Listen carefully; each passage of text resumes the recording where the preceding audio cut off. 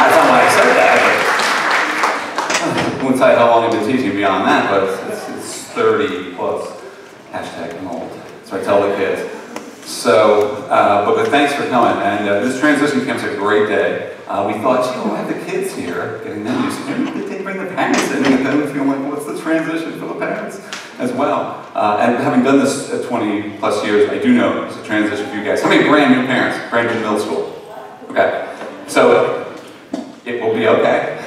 Not only from my perspective of a teacher, but I have now 3 students, kiddos, now through the middle school experience. I've lived it as a parent. I've lived it long enough to have a daughter who actually works here now as a teacher, so hashtag old. All right, so they will get through it. And I think one of the best pieces of advice, and some of the things we're going to talk about, this connection that I want you guys to feel like you can have, is also you want to find a way to give them their legs as well and find their wings to fly, so to speak. But we're going to show you some communication tools that you can kind of still be there, peeking around the edges, you know, so that they can make the choices. And we want to build good habits. We want to make them responsible. So everything I'm going to show you and talk about, the kids have options to do first. We like them to advocate for themselves. We like them to know that they have homework to do. We want them to approach the teacher. And that's not to say you can't do all of those things, but it's a great opportunity for you to kind of sit back, take a deep breath, and know that you have a little bit of a safety net to kind of check in. The kids are well aware of it because they see on every login screen for something that says, "Do you want a parent account?" And they see you can log in as a parent, so they know that you guys have accounts as well. So any questions during the year, you know, please don't hesitate to call, to email. We have, turn this back on. Don't tell Mr. Marshall I used this picture. I told the kids, I couldn't find it. So I just found a picture of him. He looks quite crazy. But he's great. He's a little crazy. That's good. He's a good guy. He's the best. So Brian and I are technology specialists here. So we have some instructional duties, instructional responsibilities. We teach 6th grade classes. So we'll be teaching your kids a computer class. And then the class we added a year or 2 ago called Digital Citizenship, because we realized in the course of wanting to talk about technology and computer with kids, we needed to talk about that citizen aspect, and it wasn't enough time to talk about it. And what it means to be able to be online, to have technologies, to have tools, and what's good about it, and also what you have to be careful about, and sharing and not sharing, and just the impact that using technology has. So we have a whole separate course, a smaller, shorter course, but we've really found good success with it because we want to make that the case for the kids. So any questions, by all means, even before school starts, feel free to email me. I'd be glad to help. And as well, we're all excited too. I know Mr. D couldn't be here today, but or he was here early, but he had to step out for an administrative retreat. Mr. D is the best. Members of Hellendale, you know this already. I worked with Steve for 10 years here at Patton. During his 20-year stay, I came in the middle of that, and we worked closely together, and there's no better person to have as principal. Nobody cares more about this place, loves the school, and loves the kids. So we are excited as a staff, as much as we love Tim, and happy to see him in this new role. We're super excited about Steve. So it's going to be a great year. So a couple things about staying connected. This is just some ways without even getting into logging in and accounts and signing up. Just visit the Patton website. You know, if there's the address. All the websites, ucfsd.org, right? That's the domain for every district webpage. Just stick a CFPMS in front of it. You'll get our website. You can Google search it. But we like it because we like to put things out there for just PTO news, and things are happening in and around school. You have the calendar there. There's more to it, obviously. Little notes from Steve that he'll be posting. And over on the left-hand side, which we'll come back to, oh, here it is. This is what I was just talking to the kids about the student resources. And this is also parent resources too. How you can log into PowerSchool, log into Canvas, our Google Apps account, things that they typically need to log into. So we try to use this as sort of like a starting point for getting into all the other resources at school. So Patton website's a good place to start. We're on Facebook because it's like, just put it out where they are. Where are people? If people are in different places and we're on Facebook, we've had really good success with just posting information, things that are out there. We had some air conditioning we put into our gymnasium, finally. And there's the crane. Steve just happened to snap this picture and put it on Facebook. So that's kind of your thing. If you're on Facebook and you like to see things that are going at school, on at school. Twitter, we use that just as another tool, at Patton Hawks. By the way, before I go any further, I think I mentioned this to the kids. This slideshow will be, not only is Ryan Dudowski from District Office recording this, it'll be streamed, it'll be on the website, but also you go to the website and right here at the top there'll be a link for transition camp presentations. There'll be one for the kids that I did for them if they want to see it again, and you can come back here so you don't have to write anything down. You can come right to our website and you can find the link to the presentation. So Twitter, we use that as well. We do Instagram, and you know why we do it? Because the kids seem to like it. So the students were kind of into this, and for example, this is just what we happen to be doing this summer. If you followed us on Facebook or on Instagram or Twitter, we were just having some fun. We said, you know, we were asking the kids to read, right? Summer reading, have fun. Are the teachers reading? And the answer is, yeah, sure we're reading. So we've been posting, just every couple of days, just shots of teachers just reading on summer vacation. Mrs. McCutcheon here in the middle wins, because I don't know if you can see in the background, she is in the Alps. So it's like, okay, so the one in me in my backyard in the hammock really is not a big deal. Yeah, I'm reading, but she's in the Alps. So we do that on Instagram. Not much informational stuff going on Instagram, but just some photos of just things that are going on around school. Patton Hawk News. So if you are getting emails from your PTO in elementary school, you will now continue to get emails from Hawk News. We are changing over our system. We're not going to talk about it today. You'll be getting some information later. John, I guess October, we said, where we're going to make a little transition to a different kind of email information system that will give you actually more flexibility, because I know sometimes I hear from parents saying, like, I'm not getting the e-news, or I'm getting it to the wrong address, I'm getting it to work. This new system will actually give you lots of flexibility in the portal, and it will include basically everything School Messenger did. It'll include snow delay texts and everything. So you'll be able to manage it so much better. And that would include Hawk News. And you can say, yeah, I don't want to see Hawk News. Sorry, PTO. No, you definitely want Hawk News. But anything you don't want or change the address for, you can. And the Hawk News is good because while it puts out a lot that's already on the website, and sometimes on Facebook, they also push out a lot of other things that they get other community-based things, URA, and KAU, cheerleading, and other things that are good that maybe we wouldn't advertise per se on the website. So it's good to be connected. That's what this is all about. So, I brought John Mall with me today. John Mall is a technology integrator. He's also a PowerSchool expert from District Office. So, you know, to just explain some things about PowerSchool. I would say to start, let me just give you a little background, and please jump in here. I'll just start. I told the kids today, they have access to PowerSchool now, the students, as do you. It's our student information system. It's a lot more than that for you, and on the back end for us, as far as information, emergency phone numbers, demographics, contact information. But it's a place you can easily contact teachers. It's a place you can receive, you can set up weekly and daily notifications about grades. Your child will be checking it for their schedule. They'll be checking it for their grades as well. And I told the kids this too. I said, you take charge of this. You go in, you log in, and again, here's a place that you can also log in. But again, we want to build this up for the students to give them the opportunity to advocate for themselves, but feel rest assured that you can also go in as well. So it says, hey, how you doing in science? Oh, doing great. And then you can sign in if you want. Some might say, well, maybe not. Okay? And then you have access to this. I want to talk a little bit about the portal letter and just the whole process. Sure. So, you want the other mic? There's a handheld mic right there. Sorry. You know what? Let me turn this off. That's awesome. So I'm John Mall again. So at the beginning of the school year, you're going to receive a letter with an access ID and access password that's linked to your student. So you're going to go on PowerSchool, and you're going to go back one slide, and you're going to go, if you do not have an account already, if you have an account already, all you need to do is put in that new student ID and student password to link your current account to your student who's coming into the middle school.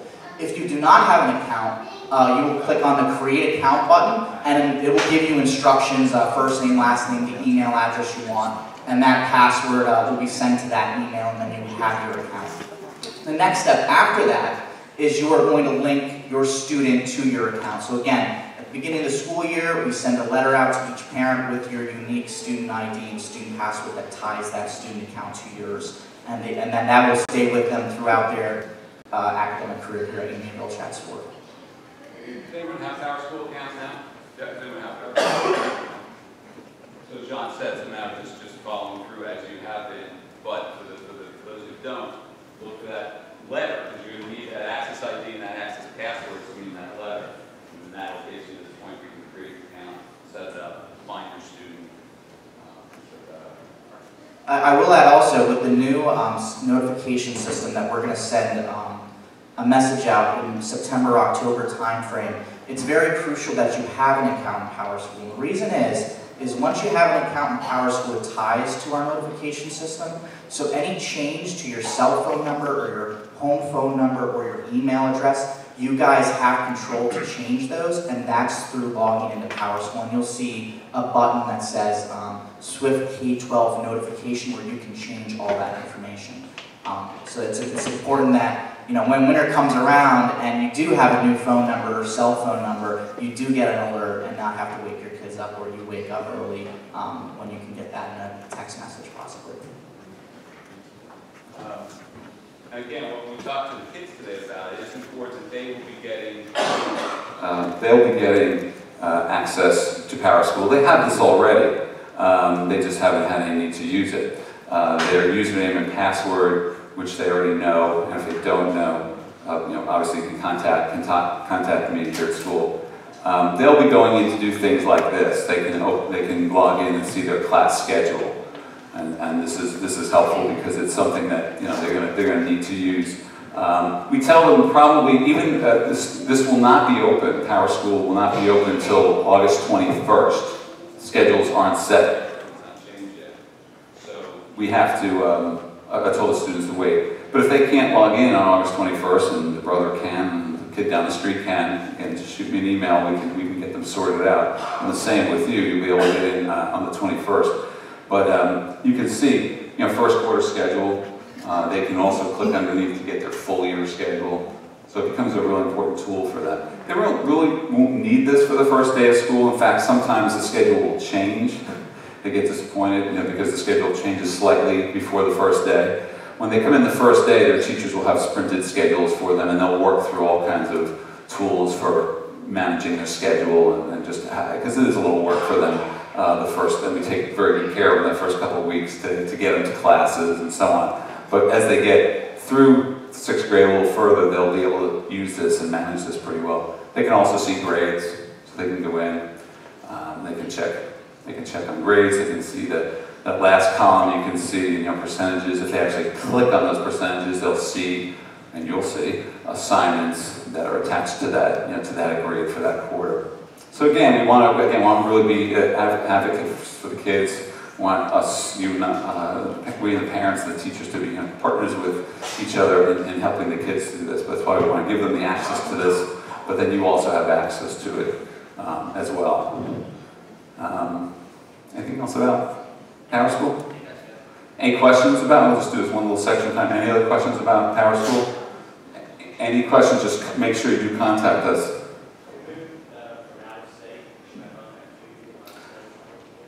They will all receive the letters, right? Correct. Yeah, we mass send all the letters every year if you have an account already or if you do not. So you should see that in the first few weeks. Is PowerSchool an app or is it just a website? Say again? Is PowerSchool just a website or is there an app for it? So that's a great question. That's why I brought John. There is an app for PowerSchool. There's an app for both the iPhone and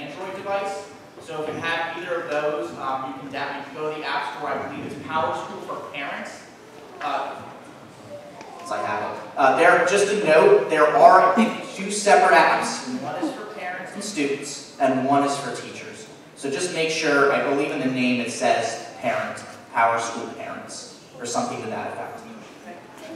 And when you sign into PowerSchool, there's a code, right? There's a district code, because when you go... Yeah, so does this turn us on and on? I think we're interfering. Yeah. You answer it.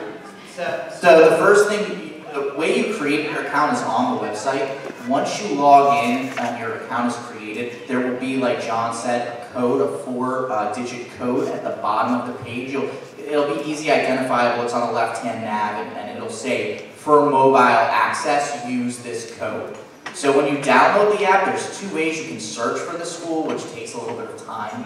But the other way is to put that 4-digit code in, and then you'll be automatically connecting to UCFSD on your app. You had a question over here. Question about the website or no? Oh, email, letter email or paper? Paper mail. I believe Sue sends a paper mail for the access ID and access password for PowerSchool. Right?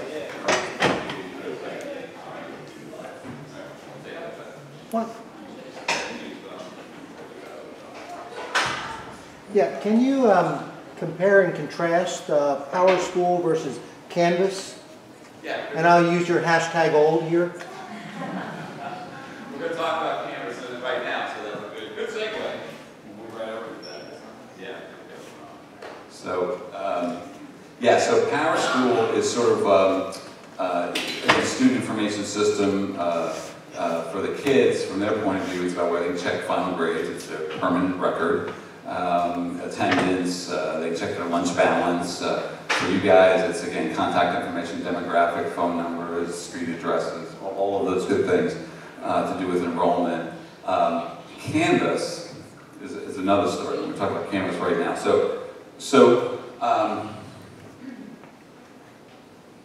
Get to Canvas here. So a couple of years ago, we started looking at what are called learning management systems. And we recognize the fact that, okay, so we have a lot of digital tools. We want to take advantage of them.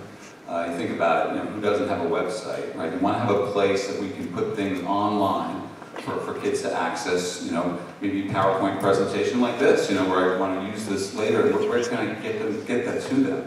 Where can I get a link to the YouTube video that would be really helpful for the science project? Where can I put all these great resources in a digital place that they can access, but then also parents can access as well. So that's where a learning management system comes in. If you've taken college classes recently or have older children, something like Blackboard or Angel, Schoology, these are all systems that are in place to do just that, to take a course and to give it a online presence. So that's where Canvas came in. So Canvas is a learning management system. So I like to think of it as a way to organizational framework for us to be able to interact digitally with parents and with kids. You might say, well, why doesn't just each teacher have a website and that would be enough? Well, I'll show you why in a second for consistency purposes, why this kind of system is going to be better. And how it's different than PowerSchool is, where PowerSchool is about the kind of information about grades. This is actually to do with course content and information that's particular to each of those classes.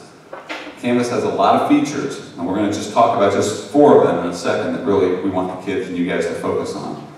Now, it doesn't replace other things. That's another confusing part. Is, I guess we're not going to use our Google accounts to do slideshows and write essays. No, we're still going to use Google to do that. We're still going to use all the great tools there are for GarageBand, for creating music. We're going to use all the tools that are available. But Canvas is kind of like this, again, this organizational home base, this digital home base that allows you to find out, allow the kids to find out about what's available for every class. And again, it's different than PowerSchool, because PowerSchool is that permanent place of record for final grades, and then all that other information and demographics that are in behind it. So we use this with our staff. Last year was the first year that we used this Canvas LMS throughout the whole school. So we're still a little baby steps with it, so please understand that. We did pilot this. We piloted some software maybe 2 years ago. Some of us were using it. So when we were talking to teachers, we said, here's why we want to do this. So when a student or a parent is looking to find out, well, what did you have for English tonight? The kid goes, I don't know. And, well, let's go online and see. There were all these doors, right? You have to go, Mr. Marshall's page would be on this page, Mr. Wall Street's using this web page, and Mrs. So-and-so doesn't have a web page, and all this. So how do we get these all together? So we decided we'd get these all together by using this thing called an LMS. Like in Canvas is the one that we chose. We piloted or looked at, evaluated a bunch of them. And we got down to the one door, okay? So if kids want to find out anything about homework or anything about science, anything about what was going on in class today, they go through the one door and they log into Canvas. And when they come into Canvas, and this is just a screenshot of it here, you'll see they have these blocks. And each of these rectangular blocks represent each of their classes, right? Algebra Honors, AT Literacy, Extended Core English, Science. Okay, so each of these blocks represent the classes they're taking. You can see more, there's more below we don't see. So there are 4 things. There's a lot of things you can do in Canvas, a lot of things teachers can do, but we're really just focusing on 4. We want a place the teachers are posting assignments. So that if you have that question, hey, Johnny, what's your math homework tonight? He's not sure. He wrote it down, he didn't write down so well, or just isn't sure. It's in the assignments part of Canvas. We also wanted to have a page in a Canvas called Announcements. And what the announcements are, I'll show you in a second. The announcements page is the teacher's way of saying at the end of class, at the end of the day, this is just a quick synopsis of what we did in class today. So again, when Susie says, what'd you do in class today? Nothing. We have a little synopsis of that. Not only just for you, but for her. Maybe if the student's absent. If the student had a band lesson. Okay? We used announcements. And then you have the syllabus, which is just like to make the syllabus available. It's a common place to make it available. And just contact information for the teacher. So assignments. So here's my computer class. And you can see over here, I'm using a few other things, right, as a kind of an early adopter of the software. But you can see I'm on my homepage, and here's some assignments. So right now, and this is just a snapshot, this is not a real, at this time, not live, but it's a current events assignment. It's due on October 3rd. And here are some past assignments that if the students were logged in, they would see these assignments. And I always tell the kids, I said, hey, you guys all caught up. That assignment was due last Friday. Double check, make sure that's there. And they'll see it under past assignments, and they'll also see a point value, and they'll see whether it was turned in or not. They'll know that it was turned in, or they'll know that I saw it, or I gave them credit for turning it in. They can click on an assignment. Let me just skip that one for a second. They can click on an assignment, and they can get a lot of detail about the assignment. Now, this isn't necessarily an assignment that I was giving them to do independently. This was actually an assignment that I did with them in class. We worked on this together in class over the course of a couple of days. But the entire assignment, all the information they needed, all the links to the other blogs, we were having them write a current events story. All the links, I gave them an example of like Philadelphia Eagles, the NFC East blog, and I gave an example of kids' review books. So if they forgot, I wanted to have another look at them. They can come back to my assignment in Canvas, and oh, there it is. And here's all the reading I wanted them to do, and there's more below that, and all the links. Okay, so even though we did all this together in class and worked on this together, it's still posted for them, so that if they need to catch up, especially if they're absent, or especially if they just didn't finish, or they want to go back, if you want to have a look with them, it's all there. Now, some things are not as detailed as that, maybe not as complete as that, but that's an example of one that's pretty complete.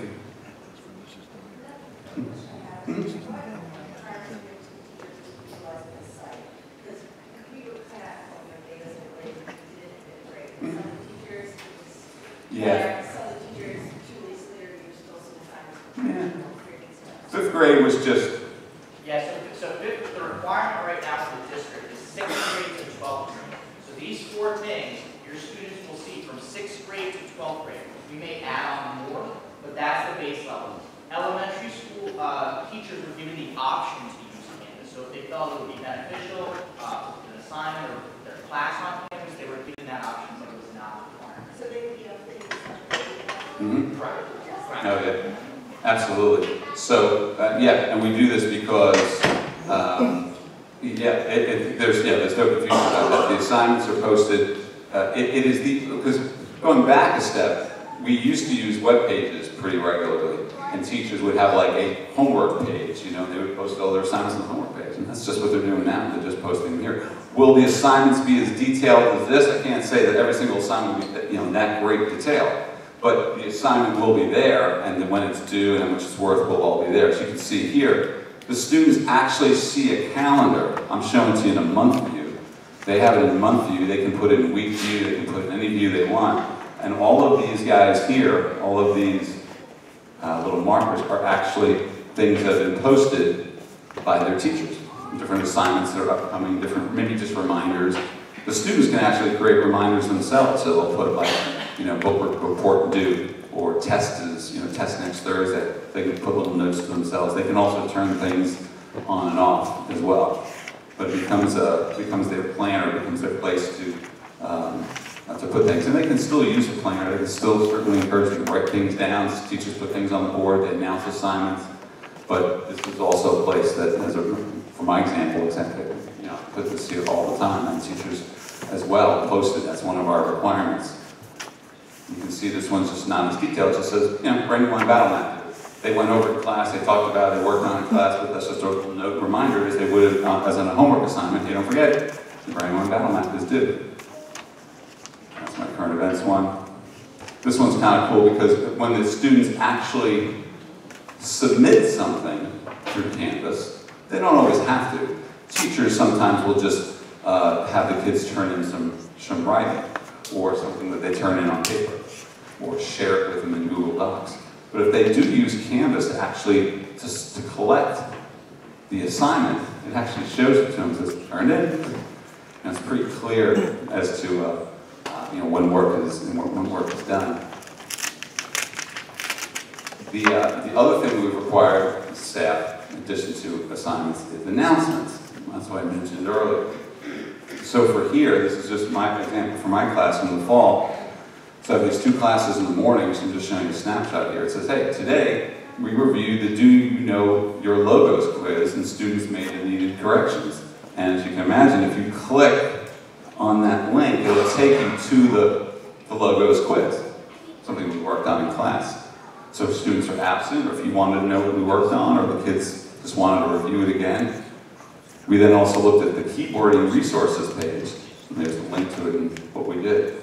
And below that, you see period 2, it did something a little different. Just a brief explanation, just a little explanation of what went on that day in class. Teachers may put the links into assignments. That's kind of really helpful. They find that to be useful. Sometimes there's no link to anything in terms of an assignment, but it might be just a little more detailed in terms of what they did in class. So again, announcements becomes a really good place for the kids to go, and also for the teachers to kind of keep track of what we're doing, you know, we're doing in class over the course of the week. So students will log in using the same login they use for PowerSchool, same username and password. So it's exactly the same. All 7th and 8th graders have used Canvas. This year, 7th and 8th graders. I say it's new to most 6th graders, but I was talking to a lot of them, and there was a lot of them said they, you know, teachers had tried it out with them. But we will be using it more, you know, more regularly and with more detail. And on our website, and this whole presentation's online, but on our website there's a technology page, and then also there's some resources right at the tech page, or on the district page as well. But anytime, you know, any time you need to come, feel like you want to, you know, email or call or have a sit down and, you know, maybe discuss anything with Canvas or PowerSchool, you know, by all means, you know, please feel free to contact me. We'll be glad to help you out. And the students, we'll be going through this with them we're not going to assume they know how to use this at all. We'll go over this quite a bit early on. Both Brian and I will push into all the 6th grade social studies classes to really sit down, make sure they can all log in, all make sure they understand how it's being used. And understand that even though those requirements you'll see, teachers then beyond that will use it very differently. And I think it's got to do with a little bit of their comfort level with it right now. Plus some of the classes just lend itself better to this. The art classes I can understand. You know, I don't know, I'm doing a lot of projects hands up. Is there a lot of value in this? Although I found one of them, Mrs. Farron, actually posted videos of the kids. She had the kids videotape each other using like a certain tool for clay. and explained how to use the tool, and then she posted it on Canvas and told the kids, like, hey, if anybody's not sure about it, they want to look at it, Julie made this really great video, instructional video about how to use it. But for the most part, you can imagine social studies, English, math classes that really are going to have lots of resources and lots of assignments and lots of stuff. You'll find it be a little different on how everybody uses it. But those requirements are still there, the assignments and the announcements. So here's the good news for you, for the kids. I told them, I will tell you, that you can sign up for a parent account. And again, this is a good opportunity for you to sign up, kind of get in, see what it's about. But again, really encourage you, if you can, let the kids take the lead on it, let them do what they can do. And before they fall down too many times or they start to stumble a little bit, you can go in and take a peek at this. All right? You visit the UCFSD Canvas page, just right where I showed you on our patent website. And right there at the top, right, there's a little button, and the kids see it. Click here for an account. Now, there is one little caveat to this. You can put your name, your email address. You will need to have your child sit down with you, put in their username and their password, because you'll have to associate your account with them. So they will have to cooperate with you on that. But once you do that and you put in your email address, they'll send you a link to that email address where then you can create your password for Canvas. And then once you go into Canvas, you can see, you can observe. You can't obviously, submit assignments. You don't have the same wide range of things that the kids can do, but you can certainly see the calendars and see the activities and see the announcements and see what the kids can see. So it's well worth it. One place you might want to check and talk to your child about is notifications, because in a world where we get all kinds of emails and all kinds of texts about all kinds of things, Canvas can send you little reminders, little dings about things like maybe an assignment was due or a test on Friday. Please look at this carefully. Excuse me. Because you could be in for a lot of email and a lot of text messages really quick if you don't go through and just kind of customize what you want to see. Like, for instance, you don't want to see every time a teacher posts something. I don't know if you want a reminder about that. I had a student who went in and a parent who was frantic. She says, I'm getting texts and emails like 100 a day. Oh, I said, I don't know. I didn't sign up and didn't do anything. The student had gotten in on their account, and in notifications, not knowing, put in the parent's phone number in notifications for him, and the parent was getting all the notifications from the student. So check notifications. Students, I don't know. You have to ask them. I'm not sure how much they use this. You may find it more useful, but you can set the notifications. And again, just so you know, your child's username and password. Now, this is my 6th graders. If you have any 7th and 8th graders, parents, new parents, this doesn't apply. But their username is their last name, first initial, and the graduation year. So it'd be 23 if they're 7th graders, 22 if they're 6th graders. I just can't get over somebody's graduating 2024. That's impossible. But Walsh Day 24. Their password is a password that we're going to change with them very quickly as they arrive at school. This is something they were given at elementary school. Makes it very easy to remember, because that's always the balance, right? How do you get the student or anybody, all of us, an email, a password you can remember, but also hard for people to guess, right? So UCF and their lunch code, it's not a great password, generally speaking. Might have worked at elementary, but for now, that'll get them into their systems. But we're going to very quickly then ask them to make some password changes, and we'll give them some suggestions on how to make a better password. It's good practice anyway. But this is their password to start, and they know this. And we'll review this with them as well. And they have an email address, of course, through their Google account, which we use a lot. We use our Google Suite, and that's, again, it's their Walsh J24, whatever the graduation year is, at ucfsd.net. And just so you know, that email address for 6th graders is only for 6th graders. Only within the ucfsd.net account. Get questions a lot. Well, can kids get email from outside? So no, they can't. They can't contact anybody from outside. Sometimes we do that where a parent might say, I want to be able to contact that account. We can work around that. but generally speaking, it's closed to the domain until they get to 8th grade and beyond.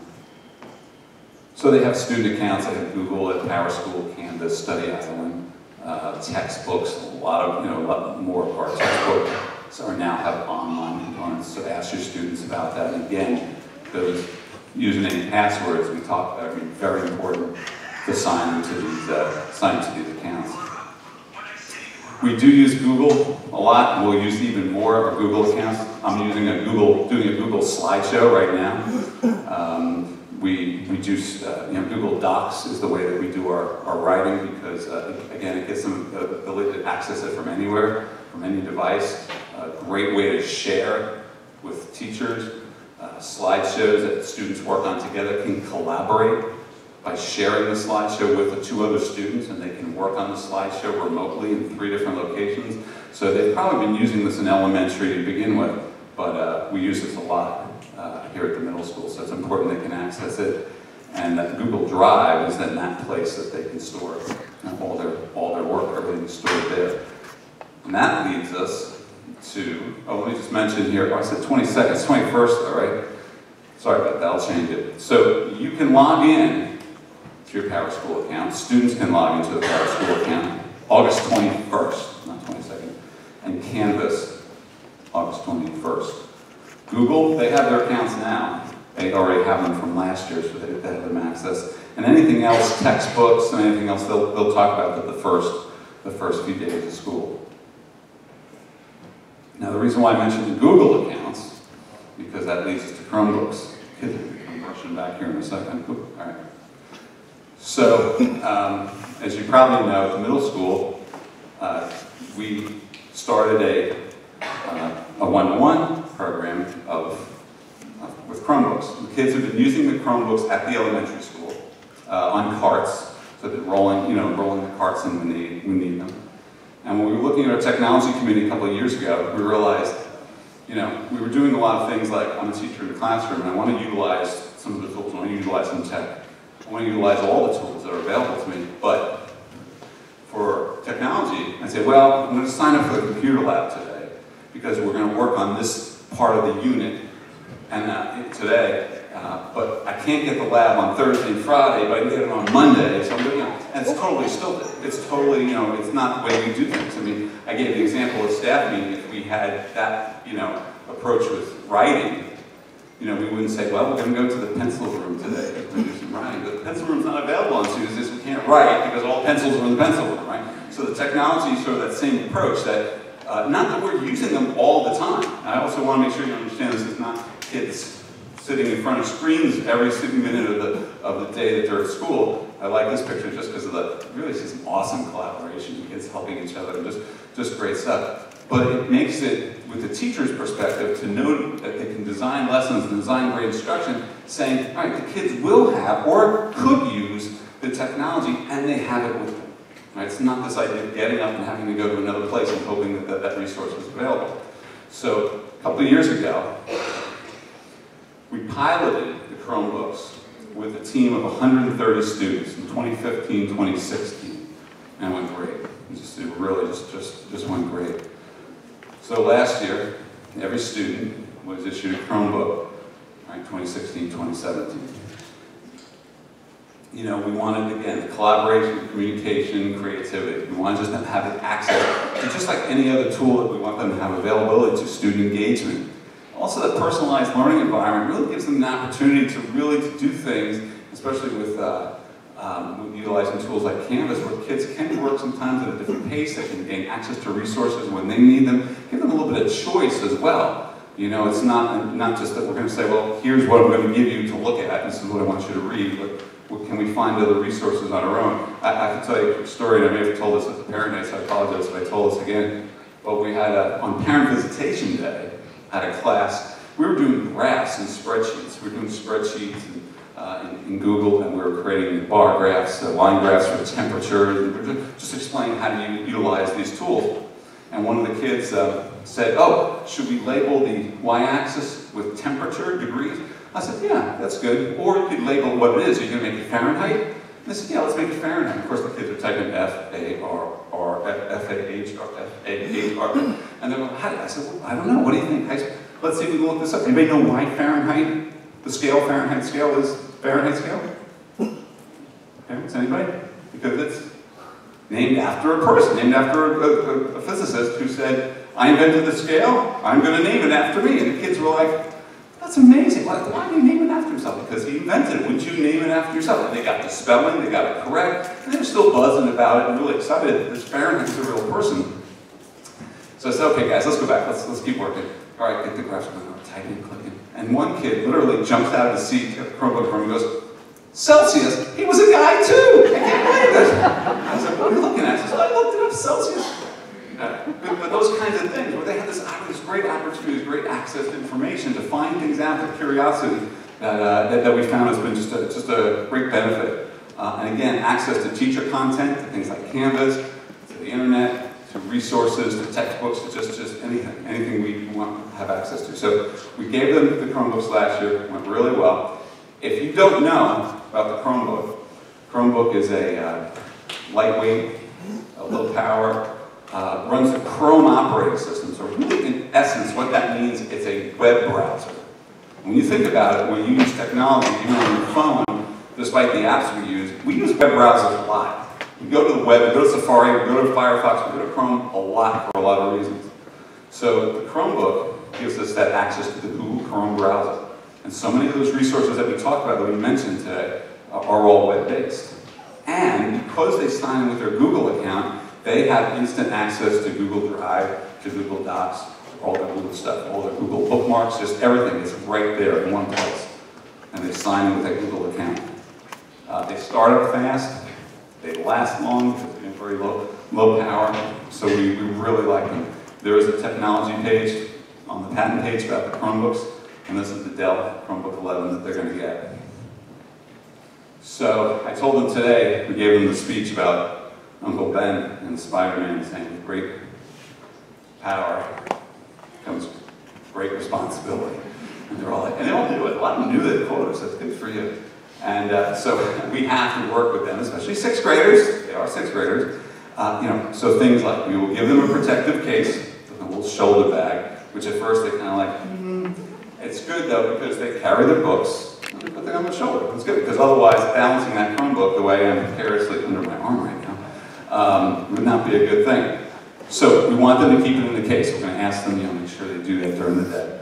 We're going to ask for your help to charge it every night and bring to school the next day. The policy, we're going back to what we did with the pilot the first year.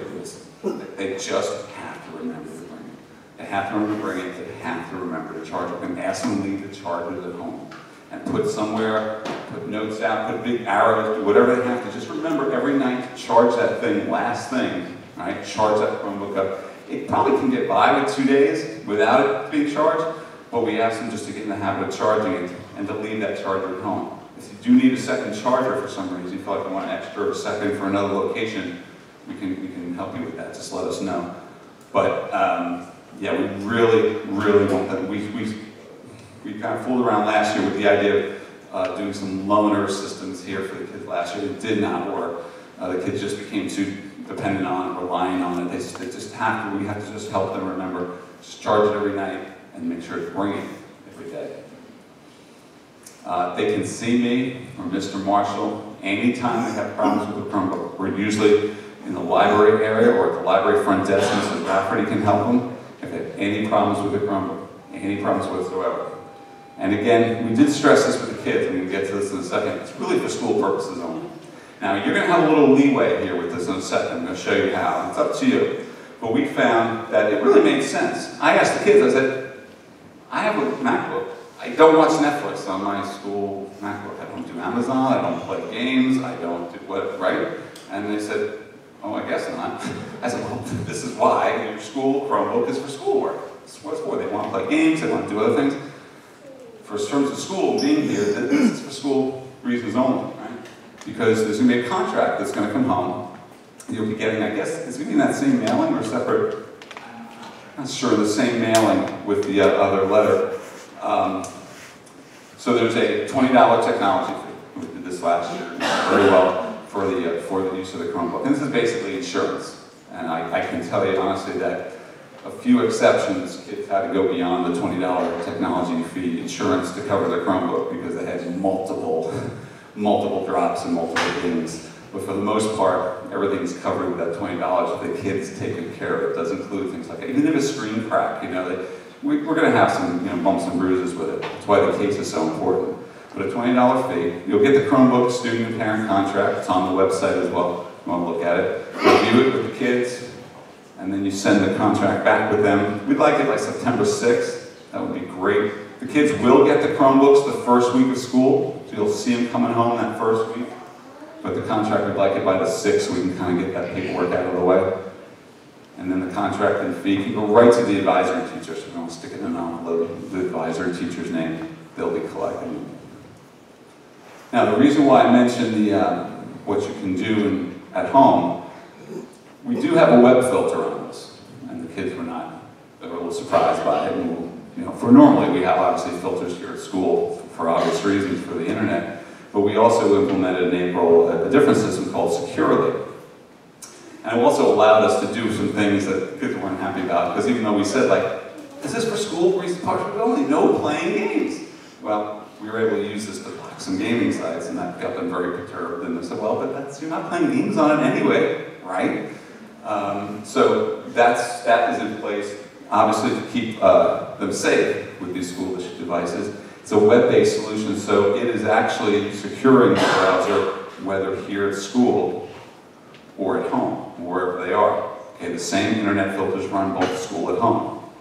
Now, one thing, so you'll see things like this, the page has been blocked, for whatever reason. But it was even for some very, so kids didn't understand. For instance, the example would be search engines. Certain search engines don't abide by some things called safe search. It allows us to apply some safe search filters.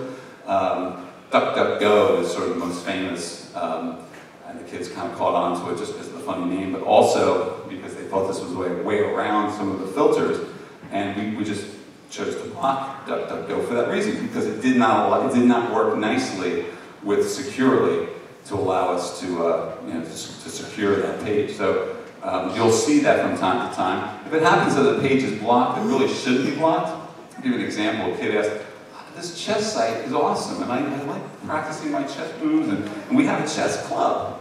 And so we were able to, I checked it out, and we were able to unblock it, and I said, sure, I think that's certainly reasonable. Chess is a great endeavor, and we can unblock sites. Now, where you guys come in, if you say, that's great, I'm happy with what you guys are doing, go for it.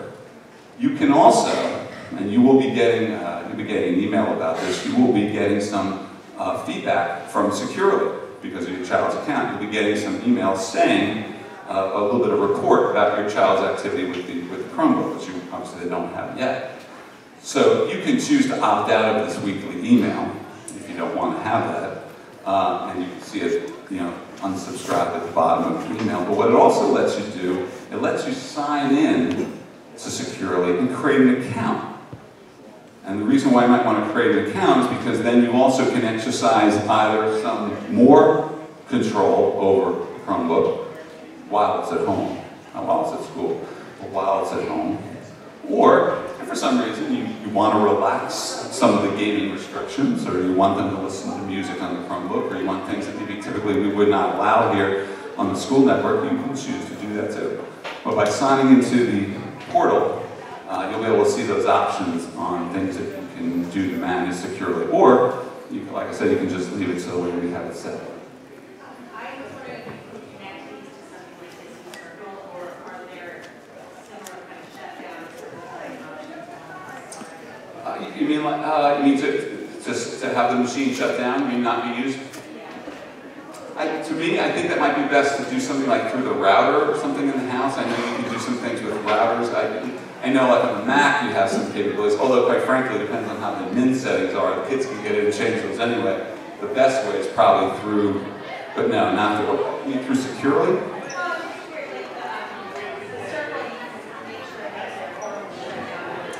Yeah. I don't think so. Make a note, ask Justin about that. I'll look at this time.